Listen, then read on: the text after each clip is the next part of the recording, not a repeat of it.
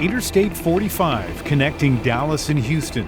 And this is a fully loaded transport truck controlled completely by an onboard computer with no human hands on the wheel. All the decision is, in a fraction of a second. So it's superhuman, right, compared to what we can do. What does it mean for safety on the roads? If we don't deploy this technology, many lives are going to be lost. This technology is going to have crashes. It's unreasonable to expect it to be perfect. Are you ready to share the road with transport trucks controlled by AI with no one at the wheel? How do you feel about that? I'm not really for that. I don't think it's a good idea. We came here to the headquarters of Waabi in Toronto to find out more about their plan to upend the trucking industry. So tell me what's going on here. So what you see in our Toronto office is the majority of our AI team, mostly scientists. Raquel Arsenault is the founder and CEO. She's a University of Toronto professor, came here from Spain via the tech industry in the US. Arsenault says Ontario is becoming a world-renowned center for AI excellence. The Waabi Driver is a single AI system that is both modular and interpretable, which means we can trace every choice it makes. Waabi is vying to become the first in the world to launch a fleet of fully autonomous transport trucks on a public highway. This is a tremendously exciting moment for the company and for me in particular. I've been working in self-driving for almost 2 decades, and this is the moment that we are at the cusp of launching a product where our trucks will have no human on board and they will be much safer than human drivers. So it's really, really exciting times for us. Some influential companies are betting big on this Canadian startup, almost $400 million big. Uber, Volvo, and Porsche are among the investors. Waabi has competitors, but none, it says, who are using something called generative AI. What does that mean? But this is all machine-generated. All is machine-generated. Simulations. We can simulate any time of the day, any condition. We can simulate the sun shining, any safety-critical situation, accidents that are unavoidable.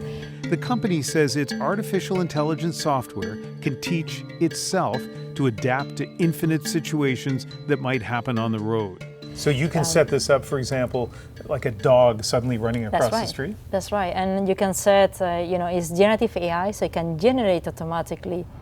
The alternative? Needing millions of kilometers of test drives so the computer can see and remember how to react. Something Waabi says would take years to complete. And this technological approach, this use of AI, generative AI, I guess, is unique to this company for driving?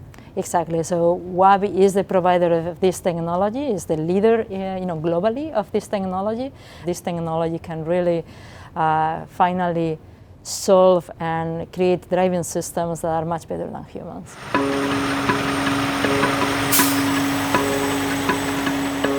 How many times have you ridden in this? I don't know, so many, as much as I can. Waabi invited us down to Texas for a ride. The first time the company has allowed journalists in its self-driving trucks. Along with us, what's called a safety driver and his colleague collecting data. And today we have 40,000 pounds behind us. We actually do? Yes. And what is that cargo right now? I think it's water today, yes, for the testing. These are the eyes of Waabi's AI. Radar sensors, LiDAR, which uses lasers, and video cameras. You can see the radar and LiDAR images on the top of the screen, the camera on the bottom. The data streaming into a computer, which is, metaphorically, in the driver's seat.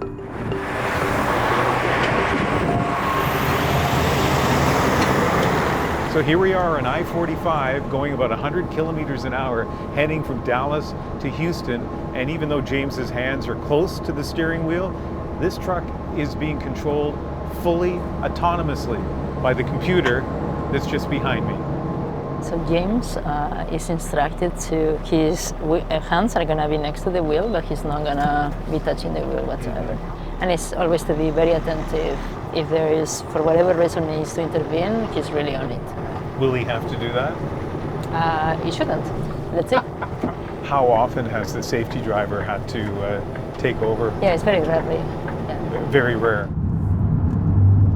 As we take the on-ramp to the highway in full autonomous mode, the computer detects a transport truck in the lane behind us and calculates whether it's safe to merge.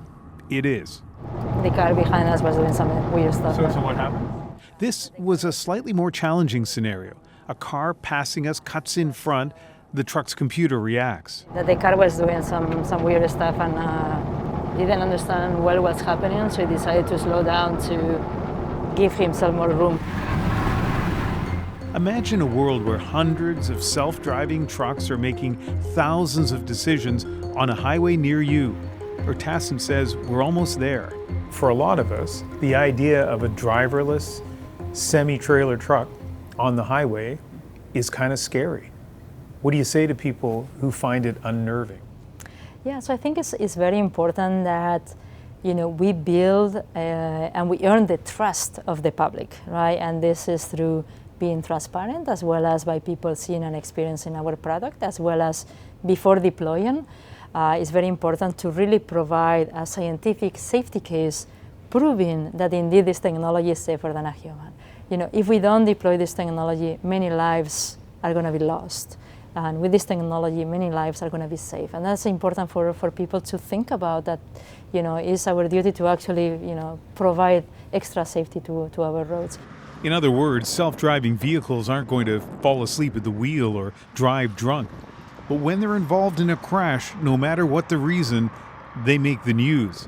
This Cruise robotaxi entered the intersection on a green light when a Dodge Charger plowed into the self-driving car. Case in point, this collision in San Francisco involving a robotaxi. Whoa! Whoa! And this happened to one of Waabi's competitors. The video of their self-driving truck hitting a highway barrier was leaked and widely viewed. So how safe will self-driving trucks be? We put that question to Phil Koopman, a professor at Pittsburgh's Carnegie Mellon University and an expert on autonomous vehicles. It feels to me like whether it's a driver at the wheel or a computer at the wheel, there are going to be accidents, there are going to be fatalities. So with these self-driving trucks, what's going to happen when we have the first fatal crash? That's an important question. To be clear, this technology is going to have crashes. It's unreasonable to expect it to be perfect. Mm-hmm. And so when you say safe, you shouldn't say it's perfectly safe because there's no such thing. You have to say it's acceptably safe. So even if it is only 1 or 2 or 10 trucks early next year without drivers, will they at least be safe? The thing is, nobody really knows. So the companies will tell you, of course, we'll be safe. And they hopefully are doing everything they can to ensure safety. But at some point, you put the truck on the road, you see how it turns out. And the trickiness with this technology is that the average miles will probably be quite safe when nothing unusual is going on. The hard part for this technology is that unusual rare events, we call them edge cases, can trip up the technology. And then it's really hard to say what's going to happen. And surprises are the thing that matter for safety. So that's the big question. How will they handle surprises? And so, as Professor Koopman asks, how much risk will people consider acceptable? What impact will self-driving technology have on the trucking business in terms of safety and efficiency and jobs? You want a sense of how big the trucking industry is? We'll just take a look around here. This is about a 15-minute drive away from Waabi's Dallas operation. And we thought we'd ask some of the drivers how they feel about self-driving trucks. Troy Duboclet from New Orleans says he's nervous. Unfortunately, it's like we're using Americans as guinea pigs.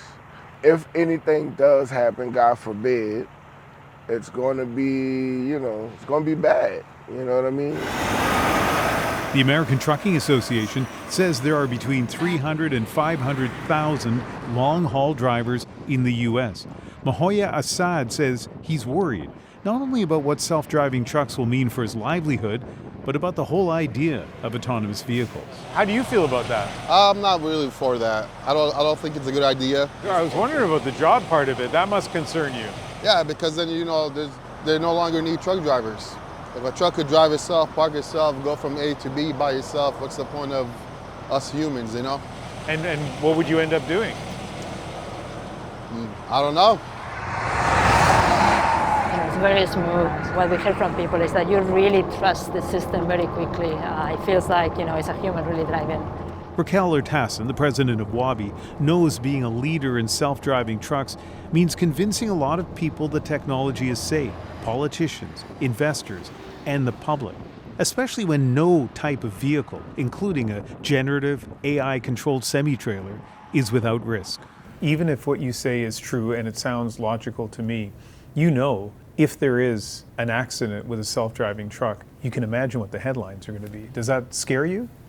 So one of the, I would say, difficulties of doing what we do is that sometimes humans expect perfection from machines, and they think that the machines will not be useful until they are perfect.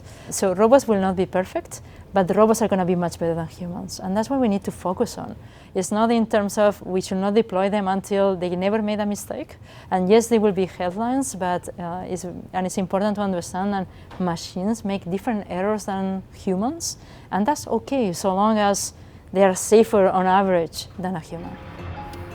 Wabi expects to be the first company to have self-driving trucks on Texas highways without safety drivers later this year. Urtasun predicts in 3 years, there will be thousands.